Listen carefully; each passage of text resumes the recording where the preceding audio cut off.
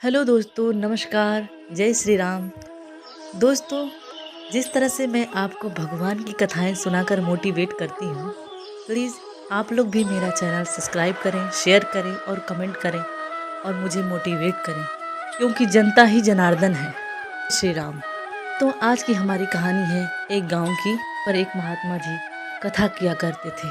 जब कथा के 9 दिन समाप्त हो गए, तब महात्मा जी ने गांव वालों से कहा, जब तक आप लोग दक्षिणा नहीं देंगे तब तक आप लोगों को कथा सुनने का फल नहीं मिलेगा। लोगों ने पूछा, क्या दक्षिणा दी जाए महाराज? महात्मा जी ने कहा कि आप लोग अपनी एक एक बुराई यहाँ पर छोड़ दीजिए। जैसे कोई सिगरेट पीता है तो आज के बाद वो संकल्प ले ले कि मैं आज के बाद सिगरेट नहीं पीऊँगा। जैसे कोई शराब पीता है तो इसका संकल्प ले ले कि मैं शराब नहीं पीऊँगा। आदि अनेक बुराई। और यदि किसी के पास बुराई नहीं है तो वो किसी नियम का संकल्प ले ले।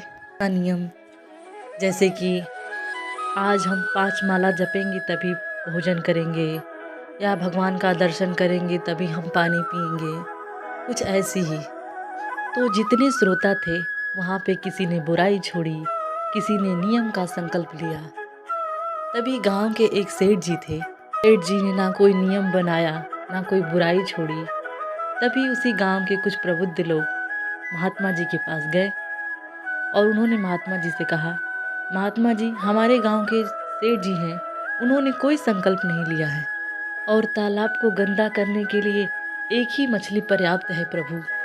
जिस तरह से होता है ना कि गांव में बहुत लोग अच्छे अच्छे काम करने वाले लोग होते हैं, लेकिन एक शख्स जो ऐसा होता है जो सबकी टांग खींचता रहता है, कुछ इसी तरह के थे सेठ जी। महाराज जी ने कहा, बुलाओ सेठ को। और जब बुलावा आ गया तो सेठ मना कैसे कर सकते हैं। वो महात्मा जी के पास गए। महाराज जी ने कहा, देखिए सेठ जी, गांव के सभी लोगों ने कुछ न कुछ संकल्प लिया है और आपको भी लेना पड़ेगा। सबने कोई न कोई बुराई छोड़ी है, कोई संकल्प लिया है, कोई नियम बनाया है, और आप क्या करेंगे, आप हमें बताइए। तो समस्या समाधान करने के लिए सेठ जी ने कहा, महात्मा जी, हम नियम लेते हैं। सेठ जी ने कहा, हमारे घर के सामने एक कुम्हार रहता है, मैं सुबह उठकर उसी का मुख देखकर तभी पानी पीऊँगा। महात्मा जी ने कहा, ठीक है, कुछ तो लिया आपने। सेठ जी जब भी सुबह उठते उस कुम्हार का मुंह देखकर ही पानी पीते। यही सिलसिला रोज रोज चलने लगा। एक दिन जब सेठ जी बाजार चले गए थे और घर आए और उन्हें बहुत जोर से प्यास लगी थी, वो दौड़कर कुम्हार के घर के सामने गए। कुम्हार घर पे नहीं था और उन्होंने कुम्हार को आवाज़ लगाई। तभी घर में से कुम्हार की पत्नी निकली और उसने कहा, आज वो नहीं है, वो पहाड़ पे गए हैं, ऊपर मिट्टी लाने गए हैं। अब सेठ जी पड़ गए चक्कर में। उन्होंने सोचा, पानी पी ले क्या, लेकिन पानी पी लूँगा तो मेरी 12 वर्ष की तपस्या भंग हो जाएगी। सेठ जी ने जो नियम बनाया था उसका निर्वाह भी उन्होंने बहुत अच्छे तरीके से किया। सेठ ने सोचा, मैं नियम नहीं तोड़ूंगा, और दौड़ते हुए पहाड़ की तरफ चल दिए। सेठ जी ने सोचा, कम से कम नीचे से भी दिखाई देगा तो हो जाएगा। कुम्हार मिट्टी निकाल रहा था और मिट्टी निकालते निकालते उसे घड़ा मिल गया। उसने देखा इतना विशाल घड़ा जिसमें सोना भरा हुआ है। कुम्हार खुशी से नाचने लगा। तभी उसकी दृष्टि सेठ जी पर पड़ी। कुम्हार ने सोचा, ये सेठ जी क्यों आ गए हैं यहाँ पर। अब कुम्हार सेठ जी को देख रहा है और सेठ जी कुम्हार को देख रहे हैं। कुम्हार बोला, क्या बात है सेठ जी? सेठ जी ने कहा, कुछ नहीं, देख लिया। सेठ जी तो बोलना चाहते थे कि तुमको देख लिया। कुम्हार को लगा घड़ा देख लिया।